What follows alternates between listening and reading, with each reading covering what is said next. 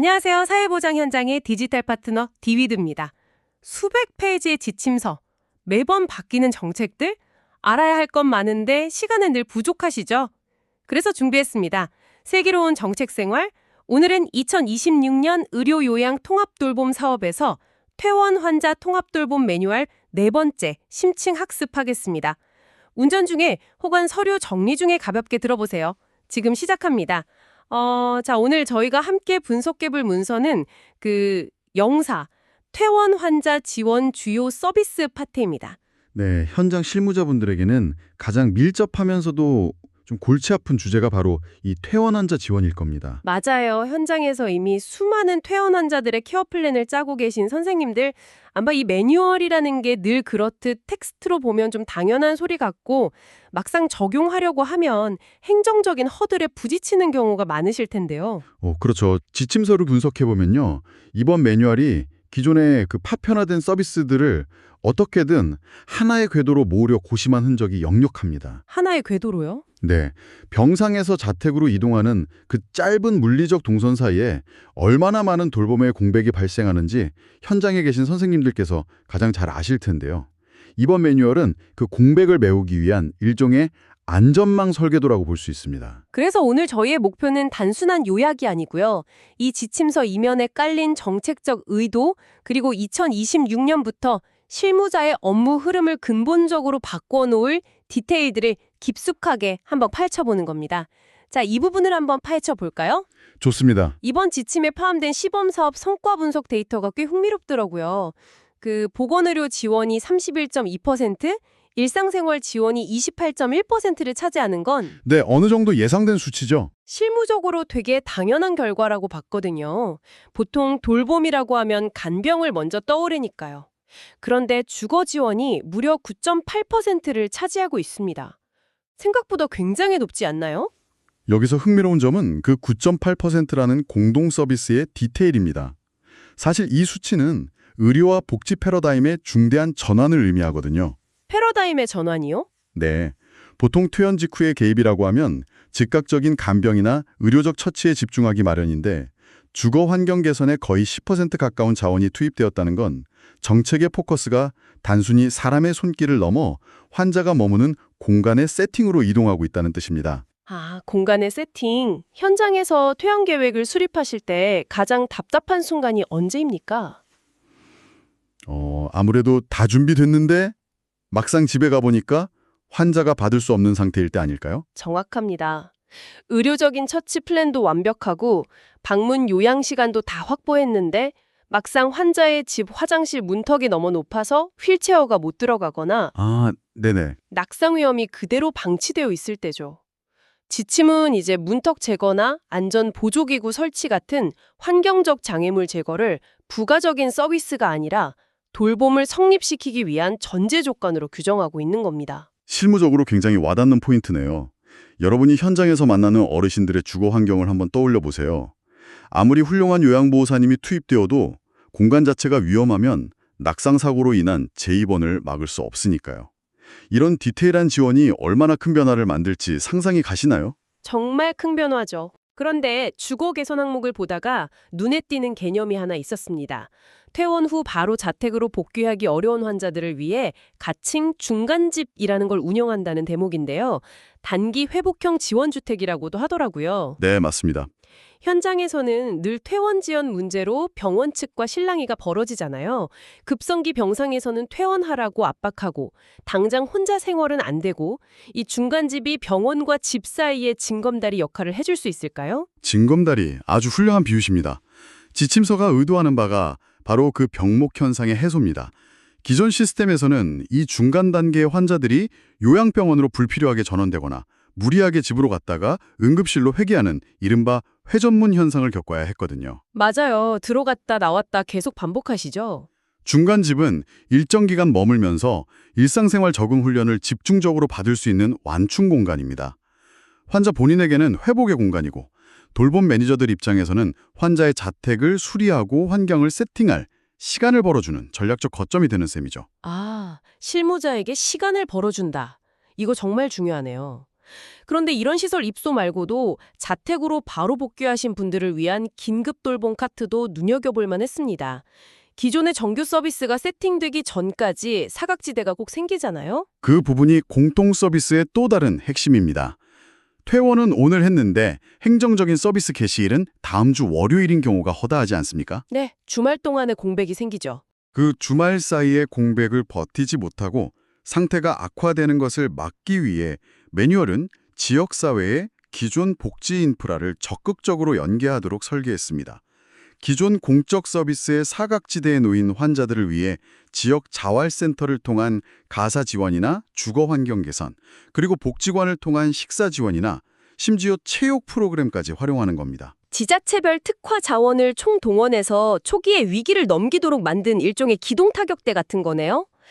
자, 이렇게 기초공사가 끝나면 여기가 정말 흥미로운 부분인데요. 매뉴얼이 환자의 상태에 따라 투 트랙으로 나뉜다는 점입니다. 첫 번째 트랙이 장기 요양 인정자를 위한 밀착 지원이더라고요. 네, 첫 번째 트랙을 관통하는 가장 중요한 키워드는 재택의료센터를 중심으로 한 다학제 팀의 가동입니다. 다학제 팀이요? 기존에는 보건소의 간호사, 병원의 의사, 재가센터의 사회복지사가 각자의 서류를 들고 파편적으로 움직였습니다. 환자 입장에서는 같은 질문을 여러 번 받아야 했죠. 지침에 명시된 다학제 팀 모델은 의사, 간호사, 사회복지사가 하나의 유기적인 팀으로 묶이는 겁니다.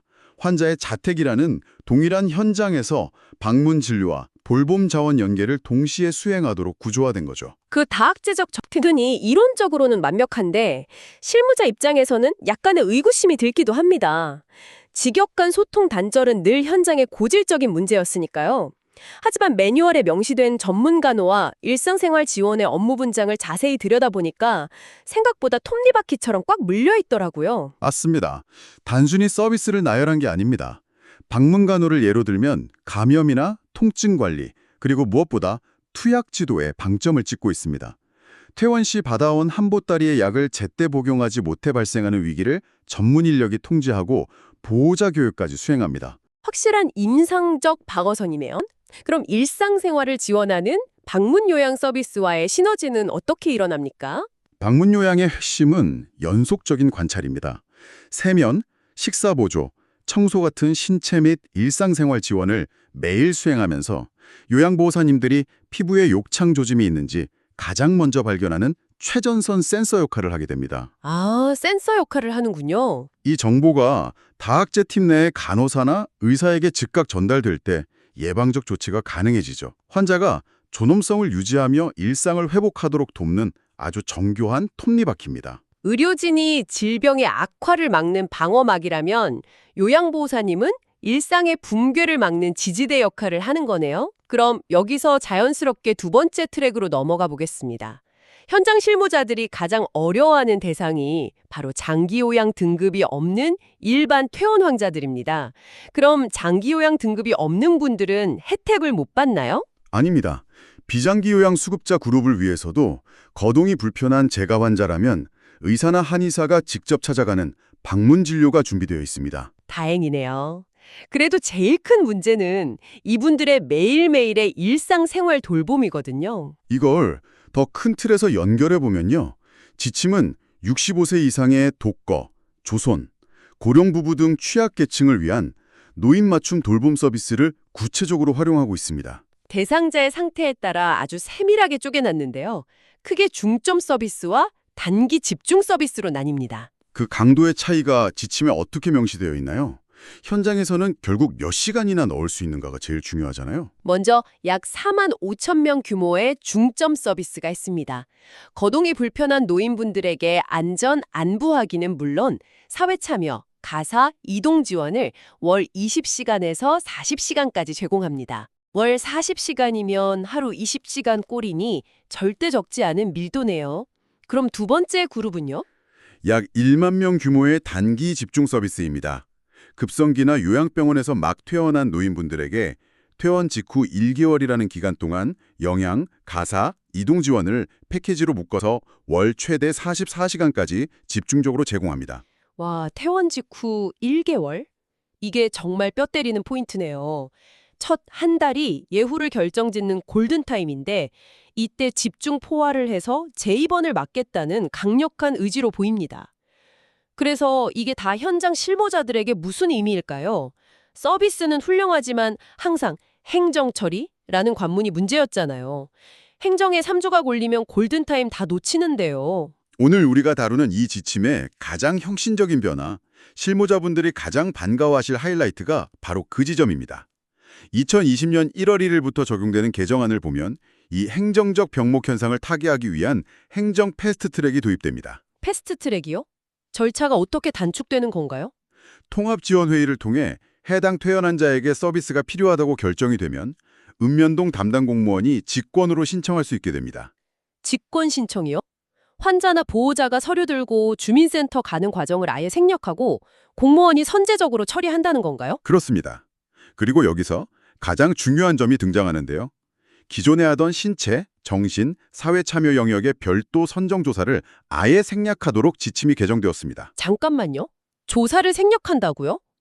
현장에서는 당연히 환영할 일이지만 절차적 정당성이나 자격 검증은 어떻게 하나요? 병원에서 다학제팀이나 의료사회복지사에 의해 1차적인 필요성이 스크리닝되었고 통합지원회의라는 다기관 전문가 회의에서 논의가 되었기 때문입니다.